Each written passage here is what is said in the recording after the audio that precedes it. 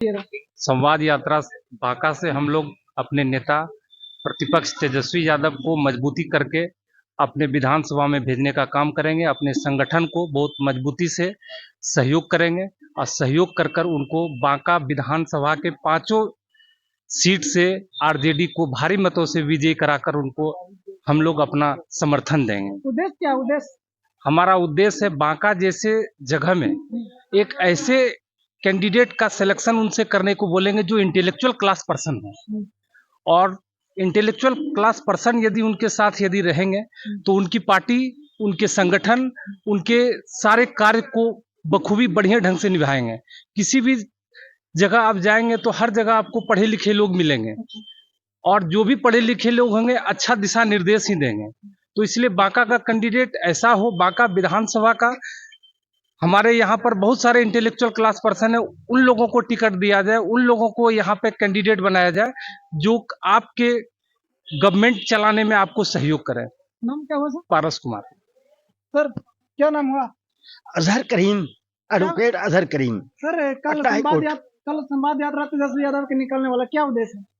देखिए, उद्देश्य तो वही है कि 200 का जो मिशन हमारा है, ताकि हम जो गरीब हैं बिहार के, जो दबे कुचले हैं, जो पिछड़े हैं, है ना, उनको मजबूत किया जाए। ठीक है, उनको सम्मान दिलाया जाए, उनको अवसर दिलाया जाए। ठीक है, इस उद्देश्य से ही ये संवाद यात्रा हो रही है। तो कल की संवाद यात्रा के लिए जमीन को मजबूत करना और यहाँ जो अधिवक्तागण हैं, ठीक है, उनको तेजी से खड़ा करना, ठीक है, और यहाँ की बातों को भी सुनना, उस बात को फिर वहां तक पहुंचाना। इसके लिए खास तौर पर हमारी टीम पटना हाई कोर्ट से हमारे उपाध्यक्ष अरुण कुशवाहा जी हैं, उसके साथ हम लोग यहाँ आए हैं। यहाँ के वकीलों से हम लोग मिले हैं, इन्होंने काफी सहयोग किया है। यहाँ विमल जी हमारे अध्यक्ष है, इन्होंने और इनके साथी लोगों ने, और हमारे सीनियर अधिवक्ता है, पहले भी इलेक्शन लड़ा है इन्होंने, 20 वोट लाए हैं। इनके लिए हम लोग कहेंगे इनको यहाँ से टिकट दिया जाए, और यहाँ के हालात को हम लोग जो है रखेंगे। और हम लोग का उद्देश्य यही है कि बांका के सारे लोग तो अधिवक्ता लीड करते हैं ना, तो हम लोग अधिवक्ताओं के बीच में आए हैं, ये लोगों के बीच में जाते हैं, ये लोगों को बताएंगे कि हम आपको प्रोटेक्ट करेंगे, हम आपकी हिफाजत करेंगे, हम आपको अवसर प्रदान करेंगे। इस काम के लिए हम लोग यहाँ कोर्ट में आए हैं कि सारे अधिवक्ता जो है आरजेडी से जुड़े हुए अधिवक्ता है वो एक्टिव हो जाए और कल की संवाद यात्रा को हम लोग कामयाब करें। यही उद्देश्य है हमारा। लेकिन प्रशांत किशोर ये भी तो बोल रहे हैं कि हमें 140 सीट हम खुद लाएंगे बिहार में, तो आपका 20% कैसा आएगा? जी देखिए, प्रशांत किशोर जी 140 लाएंगे वो कम कह रहे हैं, वो तो कहना ही चाहिए था कि हम 220 लाएंगे।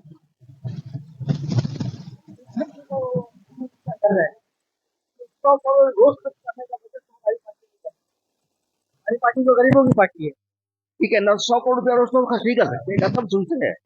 वो तो 140 कम कह रहे हैं, उनको तो 220 कहना चाहिए, कहना ही ना उनको। आज तक कोई इलेक्शन तो लड़ा नहीं है उन्होंने।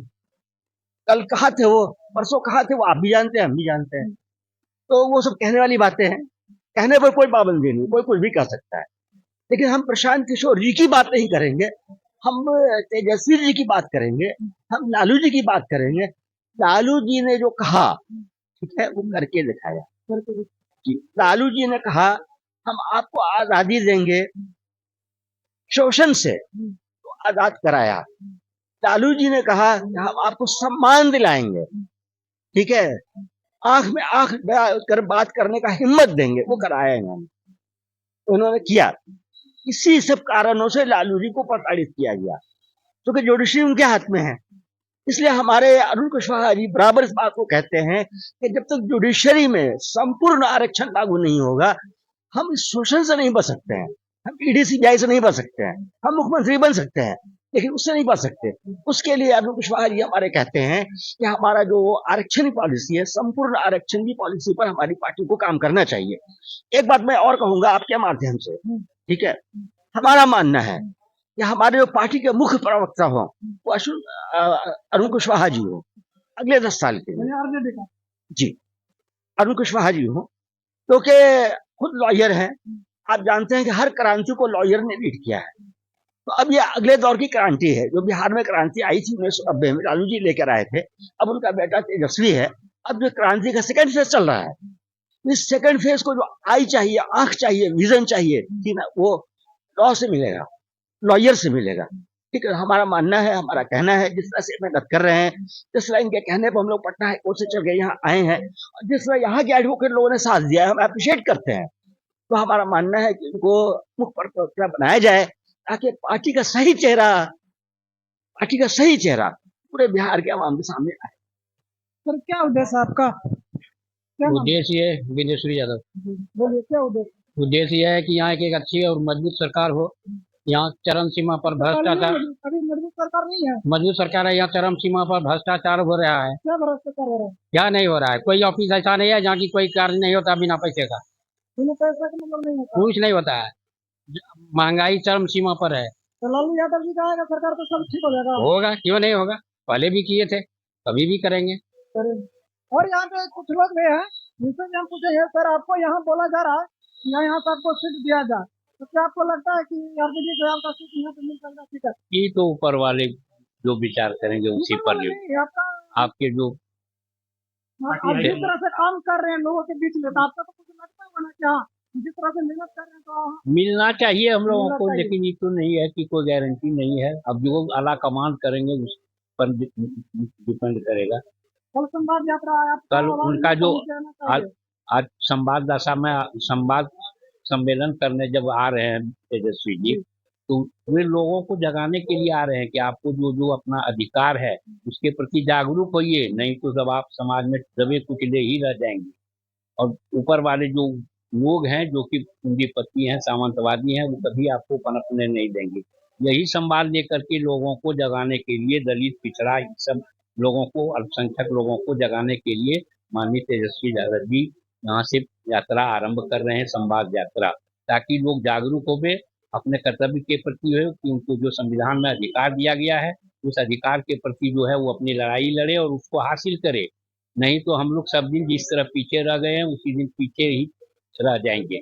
इसी को समझाने के लिए, और ताकि, और यह तभी संभव होगा जब तक कि पिछड़ा जागेगा नहीं, दलित उठेगा नहीं, तो जब तक समाज का कोई कल्याण होने वाला नहीं है। इसी तरह हम लोग दबे कुचले रह जाएंगे। तो अगर जागरूक हो जाएंगे तो शासन भी बदल जाएगा, हम लोग आगे बढ़ जाएंगे, लोगों को नौकरी मिलने लगेगी, सब लोग जो है खुशहाल हो जाएंगे।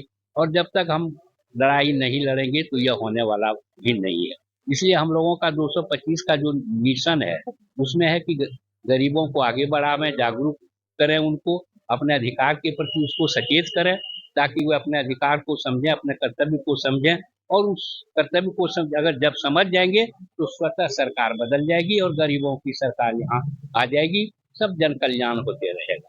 सर यहाँ पे आपका बोला जा रहा है कि मुख्य प्रवक्ता बनाया गया आरजेडी को, क्या आपको लगता है सर कि संभव हो सकता है? देखिए, ये पार्टी आला कमान है या पार्टी का जो नेशनल एग्जीक्यूटिव है या स्टेट का जो एग्जीक्यूटिव बॉडी है, ये उसका काम है। ठीक है, इनका भावना है, उसका सम्मान सब लोग करते हैं, क्योंकि ये हमारे पार्टी के लिए एसेट्स हैं, बहुत काम करते हैं।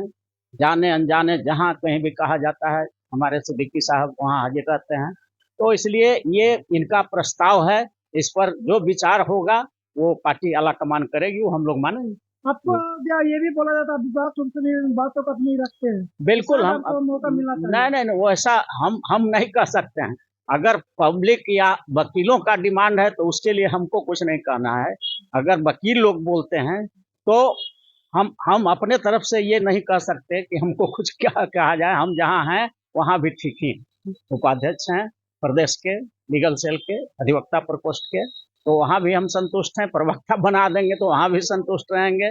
जहाँ भी हमको पार्टी रखेगी उसमें हमको कोई इतराज नहीं है।